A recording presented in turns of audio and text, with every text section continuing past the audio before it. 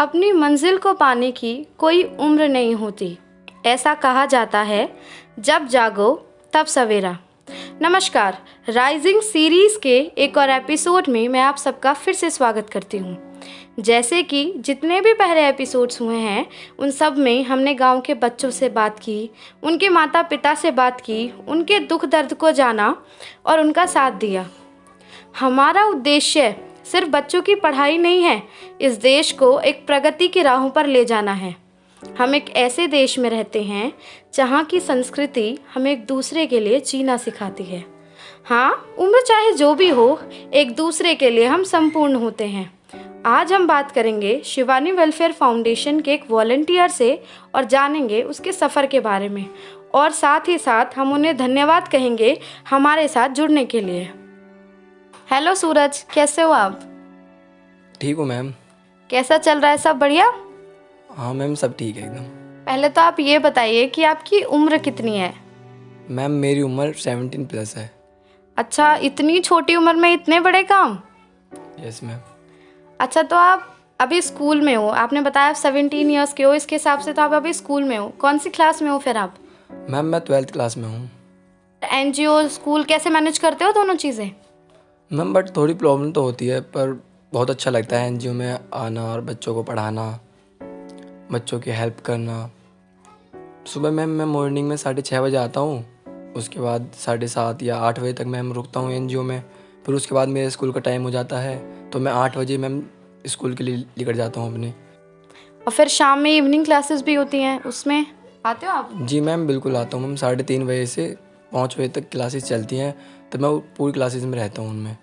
और उससे पहले मैम अपना काम कर लेता हूँ, अपना सारा वर्क स्कूल का कंप्लीट कर लेता हूँ, फिर उसके बाद आता हूँ मैम।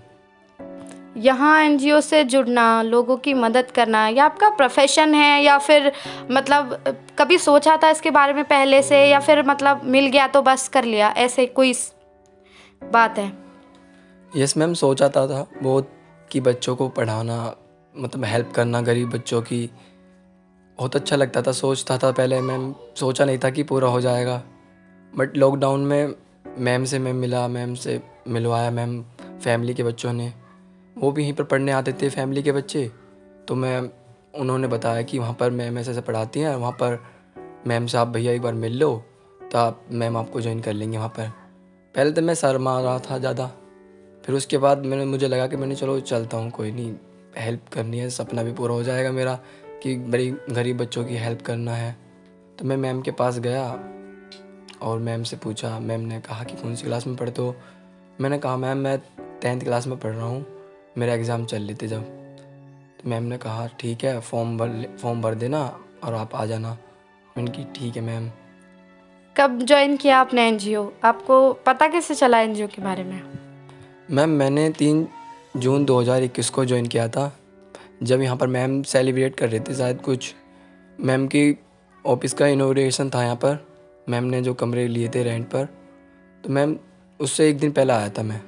उससे एक दिन पहले ही बात करवाई थी मैम मेरे छोटे भाई ने, और मैम मेरी सिस्टर एक विधि, वो दोनों यहाँ पर आते थे ना पढ़ने, तो उन्होंने बताया था कि भाई आप भी ज्वाइन कर लो, वहाँ पर मैम पढ़ाती हैं और आप भी बहुत कुछ सीखोगे मैम से। मैंने कि ठीक है। तो मैं आया, मैम ने मुझको ज्वाइन कर लिया। और चलो, बहुत अच्छा हुआ है। यहाँ एनजीओ से जुड़कर आपको कुछ सीखा, मतलब आपको अपने अंदर कोई इम्प्रूवमेंट लगता है? यस मैम, बहुत कुछ सीखा मैंने। मैं जो आज बोल पा रहा हूँ मैम आपके सामने, पहले ऐसे नहीं बोल पाता था, बहुत शर्माता था बोलते वक्त में। बट मैम के साथ रह रहकर इतनी नॉलेज हो चुकी है कि किसके सामने कैसी बात करनी है और किसके सामने अपना बिहेवियर कैसा होना चाहिए। तो मैम से मैं बहुत कुछ सीखा। और भी कुछ सीखा मैम से? यस मैम, और मैम से ये भी सीखा कि मैंने पैसे कैसे मैनेज करते हैं, अकाउंट का काम कैसे संभालते हैं, मैम ने ये सब सिखाया। और मैम ने ये सब सिखाने के लिए, हमारी लैंग्वेज अच्छी करने के लिए इंग्लिश क्लासेस लगवाई, हिंदी क्लासेस लगवाई, और हमारे लिए कंप्यूटर क्लासेस भी लगवाई कि हम कंप्यूटर में भी बहुत कुछ काम कर सकें। बट इतना पहले कुछ नहीं आता था जितना मैम के साथ रहकर मैं सीख चुका हूँ। मैं मैम को धन्यवाद करता हूँ कि मैम ने मुझे इतना काबिल बनाया और इतना सपोर्ट किया। मैं जो भी हूँ आज मैम की वजह से हूँ। Thank you ma'am. अच्छा, जैसे ऑर्गेनाइजेशन में बहुत सारे लोग होते हैं, सबका कोई ना कोई एक स्पेसिफिक काम होता है, हालांकि सब मिलजुल कर काम करते हैं। तो आपका कोई स्पेसिफिक काम है या फिर सिर्फ आप एक टीचर हैं जो पढ़ाते हैं? नहीं मैम, मैं टीचर भी हूँ, मैथ पढ़ाता हूँ। मैथ में मुझे ज़्यादा इंटरेस्ट है। इवेंट में सारा मैनेजमेंट मैं करवाता हूँ। मील्स भी होते हैं हमारे हर संडे, उनका भी सारा मैनेजमेंट मैं ही करता हूँ मैम। और मैम सुबह मॉर्निंग में हम मिल्क डिस्ट्रीब्यूट करते हैं बच्चों को, उसका भी जिम्मेदारी भी मेरी है मैम। बहुत बढ़िया, इतने सारे काम, वेरी गुड।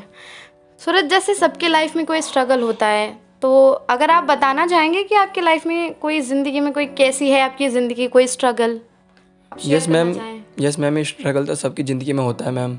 लॉकडाउन में भी सबकी ज़िंदगी में बहुत स्ट्रगल था मैम। बट मैम क्या कर सकते हैं मैम, हालात उस समय बहुत ही ख़राब थे। मैं भी बहुत ज़्यादा डिप्रेशन में था मैम उस समय, क्योंकि पापा की और मम्मी की दोनों की जॉब छूट गई थी मैम। पापा मम्मी दोनों ऐसे ही काम करते हैं फ्लैट में, तो मैम उनकी जॉब छूटने के कारण मैम हम सबकी पढ़ाई रुक गई थी मैम। मेरी फ़ीस भी देनी थी और वो खाना वाना भी अरेंजमेंट करना है सबके लिए मैम घर में। तो मैम एक चीज़ कर सकते थे उनमें से, सब में से बस, तो वो मैम फिर मैम से बात करी थी मैंने, साली मैम से। मैम ने कहा चलो कोई बात नहीं बेटा, मैं आपकी हेल्प करूँगी, कोई नहीं, जितनी हो सकती है मैं आपकी इतनी हेल्प करूँगी। तो मैम ने, मेरी सिस्टर थी एक छोटी मैम, तो मैम ने उसकी ज़िम्मेदारी, विधि की ज़िम्मेदारी मैम ने ली और मैम ने उसका स्कूल में एडमिशन करवाया मैम। उससे मैम बहुत खुश थे मैम हम। और मैम पापा की तो जॉब लग गई, अब तो फ़िलहाल सब नॉर्मल है मैम। चलो, हम भगवान से दुआ करेंगे कि आपकी लाइफ में कोई भी प्रॉब्लम ना आए, सब कुछ ऐसे ही मैनेज होता रहे। धन्यवाद। हमारे भारत को ऐसे ही डेडिकेटेड और हार्ड वर्किंग यूथ की ज़रूरत है। तो अगले एपिसोड में हम बात करेंगे सूरज की सिस्टर विधि से। आपका और हमारा साथ बना रहेगा राइजिंग सीरीज़ के थ्रू। मिलते हैं नेक्स्ट वीडियो में एनजीओ से जुड़े बच्चे और उनके माता पिता के साथ। धन्यवाद।